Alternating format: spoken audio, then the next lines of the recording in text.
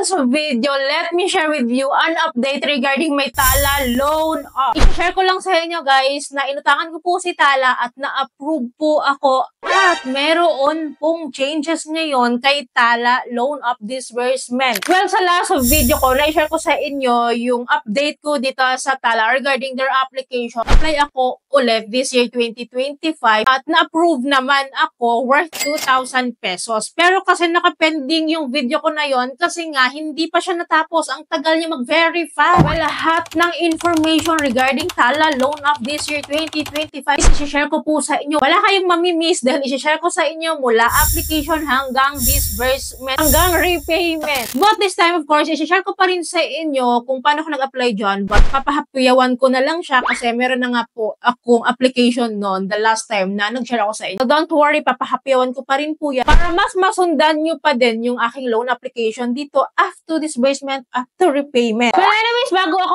mag-start, si Tala loan app po is listed ko to as one of the best loan app, one of the legit loan app. Base experience ko, hindi sila nang haras, hindi sila nagko-call, at reasonable lang din yung kanyang interest rate. Lalong-lalo na kapag daily interest rate lang natin siya in-avail, mas makakatipid talaga tayo sa interest rate. That was based on my experience. That was also based on the experience of my viewers. Itong si Tala loan app po is rehistrado po of course sa SEC at CIC accredited. Kaya be careful po tayo dito. Well, anyways, without further ado, kapag nag-apply tayo dito sa loan app po, nangangailangan sila of course ng mobile phone number natin dahil dyan po isasend yung ating verification code no, na i-enter po natin dito. Then right after po nyan, we need to agree their permissions naman, then start our applications here. We need to provide our personal information. So alam nyo na yan, mga basic information lang po yan na kinakailangan po nila dito. And then after that, please tell us where you live. So this one is our addresses naman, and then provide lang po natin yan. Then after that, next is the purpose of borrowing daw. So marami naman pong mga choices dyan. Then after po natin ito ma-provide, next po tayo. Nangingi po sila sa atin ng education and work information. Next lang tayo, which is here po, nakalagay dito, please answer questions regarding your business. So, sagutin lang po natin yan. Pili lang po tayo sa choices po nila. Then after po natin ma-provide yan, next po tayo, which is nagre-require po sila ng ating other income sources. So, of course, pipili lang ulit tayo dyan sa mga choices po nila. Here po is nagre-require sila ng additional information. Do you have any outstanding loan? So, yes or no lang po yan. And then, ilalagay lang po natin kung magkano daw yung amount na yon. So, after that, nandito po nakalagay, application under review. And after po yan, agad-agad po nabigyan po ako ng offer na 2,000 pesos. And hindi pa po siya nagtatapos dito. Kasi may kailangan pa po silang i-verify. Click lang po natin tong start verification. Is we need to provide our ID details for photo of our ID. Take a selfie of your ID. So, lahat po yan gagawin po natin. So, ito nga po pala yung mga IDs po na nare-require po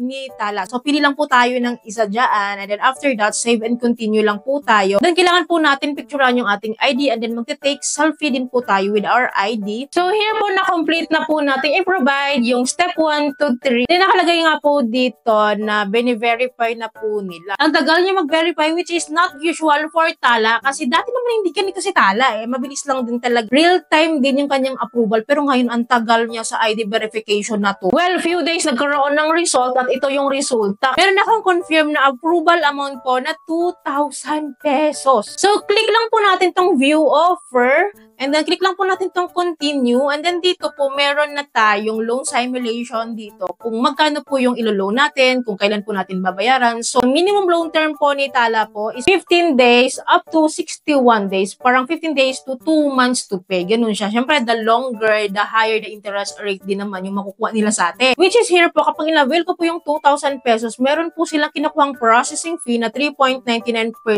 3.99% of 2,000 is equals to 80 pesos po. At meron po silang service fee daily to ha. 0.43% daily. Depende po yan kung ilang days to pay. So, let us say, kukunin ko lang siya ng 15 days to pay para mas early, di ba? Mas maaga. At ang processing fee ko po is one time nilang kinukuha. So, kaya kung mapapansin nyo, hindi nagbago yung amount kahit bago-baguhin ko yung aking installment term. So, sa 2,000 pesos po, 15 days to pay, meron akong total loan amount dito na 2,209.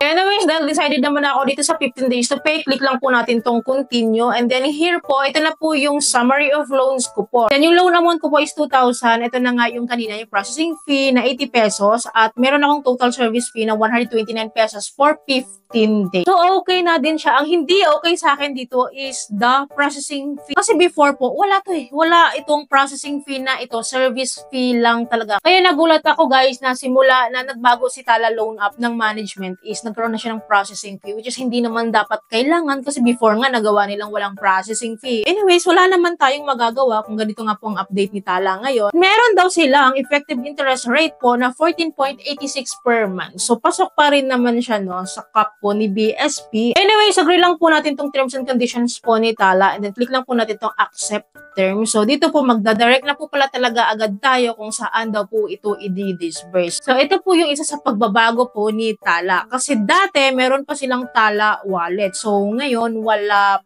po. Which is, dati po, wala pong charge kapag po nag-loan po ako dito kay Tala, no? Buo ko pong natanggap. Pero ito, meron na po siyang charges kahit e-wallet, banks, payment center. Under po ng e-wallet is GCash, Grab, Maya, Palawan Pay, and then under naman po ng bank. So, alam nyo na yan kapag mga bangko. Kapag naman po payment center po, kung ipapadala natin sa Cebuana or M. Luwilier, ang taas ng charge ni Cebuana, 85 pesos. Clearly, wala na si Tala Wallet na which is nakakatipid sana ako doon kasi wala po talaga siyang charge from Tala Wallet to GCash Wallet or to other e-wallets. Wala po siyang charge. So, ngayon wala na po tayong magagawa kundi talagang sundin ito. So, e-wallet lang po tayo. GCash na lang po para mas mabilis kong manotice. And then dito po, clearly po, hindi na po talaga natin siya buong matatanggap kasi itong 15 pesos po na ito is binabawas na po siya sa loan amount. Kaya ang receive ko na lang daw is 1,985. And then, pasok na po agad yun sa GCash account ko. At ito na nga po yung repayment ko sa Tala. So, click lang po natin itong make up payment kasi babayaran ko siya agad-agad ngayon. Kapag binayaran po natin siya ng daily, like, babayaran ko siya ngayon agad, no? 1 day lang po yung interest ko. Well, here po, makikita nyo dito yung aking borrowing details po na kung babayaran ko siya ngayon. Ito na nga lang po yung babayaran ko, 2,088 pesos. Malaki pa din po siya. Sinasama nga dito yung processing fee na 80 pesos. Then, yung aking service fee nga daw is 9 pesos. Di ba ang daily interest rate po nila is 0.43%? 9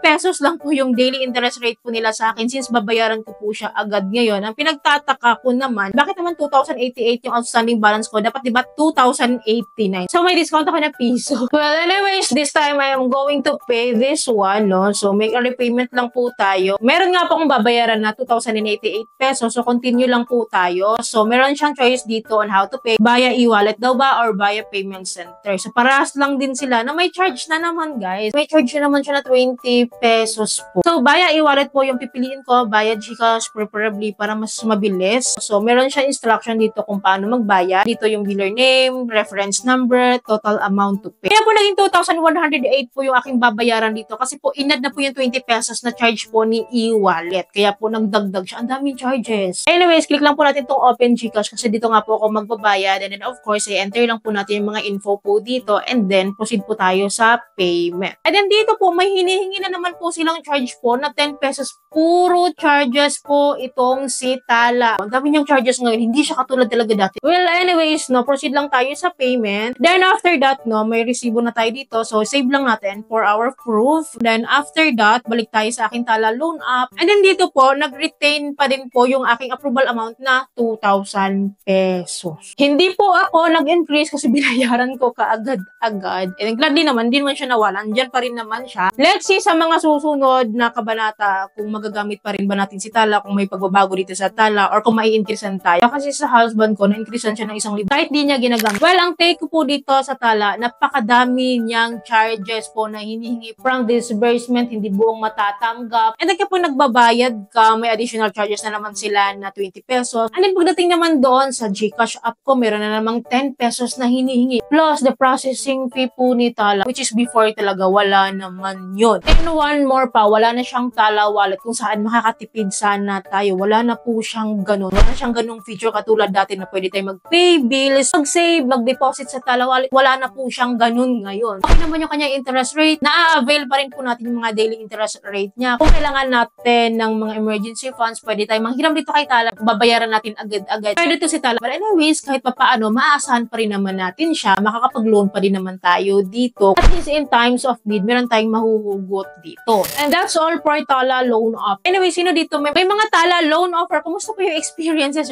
Comment down below naman para aware po tayo dito. dito. So, yun lamang po. I hope po may natutunan kayo sa video. I hope po nakatulong tong video sa inyo. Kung nagustuhan niyo yung video, please don't forget to like, share, and subscribe. Click yung bell button para lahat po ng videos ko is updated and notified po kayo. So, yun lamang po. Thank you po for watching this video. Bye!